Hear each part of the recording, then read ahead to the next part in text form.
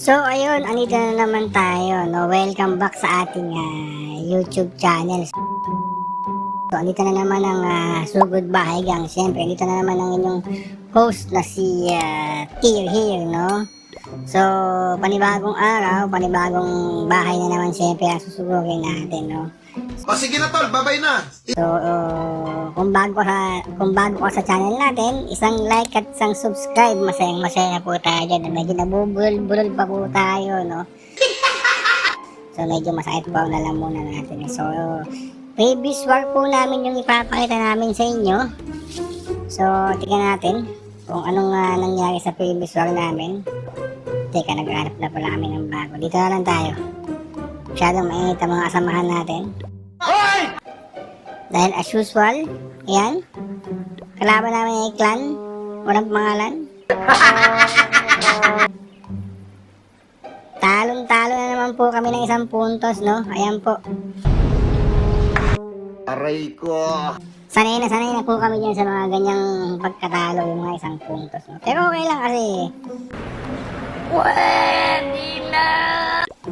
meron naman magandang atake yung mga kasamahan natin, no? Si Superboy po ang nagpanalo, no? Hindi po na 3-star yung yung base niya. Kasi Superboy yan eh. Siyempre si Rabiol, number 1. Tangkol 17 yata. So medyo nahirapan po yung mga kasama natin, no? Anyway, maganda ang pangalan nito. Para mga Indiano sila.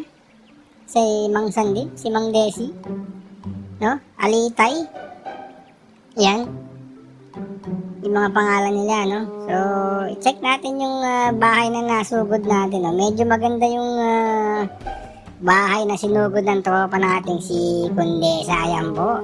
Ang lasman ng bunga nga mo, ha? Kitang-kita nyo naman. Pangalan pa lang.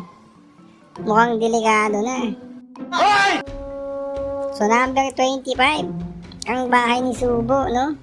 Paliligayahin kita. So,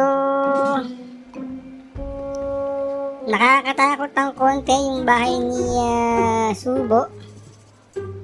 Ang problema ayaw ma-check ng kanyang bahay, no? Ano kaya nangyari, no? So, balik tayo dito, no? Sa bahay ni Manong Subo. So, medyo naputol po yung record natin at ayaw mabili ng bahay. Pero tara, tingnan natin kung paano ginawa ni Condesa na pagsugod sa bahay ni Subo. Medyo nakakatakot po yung bahay ni Subo dahil parang maraming manunubo dyan eh. Basta't hindi ka tsupot, ha? Yung mga sinaunang manunubo, nandyan yung mga yan. So ayan po ang bahay niya. So pantay-pantay ang square. Meron lang hindi pantay dito, siyempre. Doon ang mga pattern ng mga subugang, no? Bago nyo lagin eh. So yan po, number 30 si Condesa at number 25 po si Subo. Diyos ko po, ano bang pangalan niyan? Subo, no? So tara, tingnan natin kung paano ginawa ni Condesa, kung paano ang ataking ginawa niya. Naglagay sa agad ng maliit na dagon tsaka isang bata doon. Sinuga po yung bata, no? Pagkatapos naglagay na po siya ng kariton. So yung kariton na po yung bahala dyan sa mga maaabot ka. Tapos naglagay siya dito ng 2 pirasong kondom para tanggalin yung batang nakatayo doon, siyempre. Ayan. Si Paolo, biglang tumalon. Maliit na dagon uli. Yan. Alam ko kasama si Jimmy dito. Ayan na, sinasabi ko si Jimmy. Tsaka yung 4 na Becky, hindi lang 3. Yan dalang pa. Bigla pong pinalakas si Paolo. Bigla pong tumalon si Jose dahil naiingit na rin yata. Yan na, sinasabi ko. Ginamit ng kanyang crossover move. Kaya mamunaan po ni Jimmy ang atake, no? So, tinagulan po natin yung mga Becky dahil nilalaider na po yung quick nila, no? So, dire-diretso lang dito yung dago, no? May kasama pa siyang bodyguard na tutube, no? So, naglagay siyang tutube dito. Yan. Tapos, bigla niyang pinatalon yung mga maraming tutube dyan. Ayan na. Si Wally B.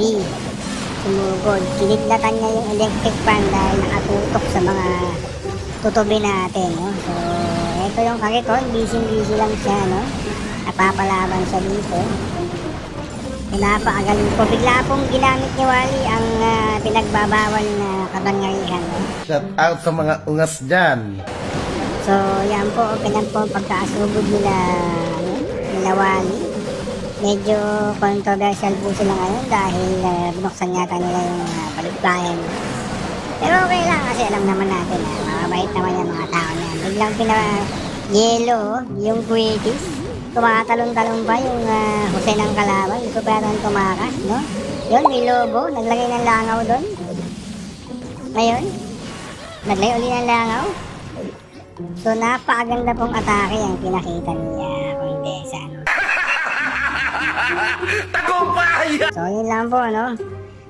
Siyempre, yung mga atake ng kasama natin, papakita natin. Yung atake natin medyo linis-linis lang tayo dyan no? I love you. I love you too. Hindi naman tayo gano'ng kasabay yung atake natin. Yan po, naglinis lang po tayo ng mga bahay ng ibang bahay, no? Ibang sinugod natin. Linis-linis lang, no? Okay mga boss.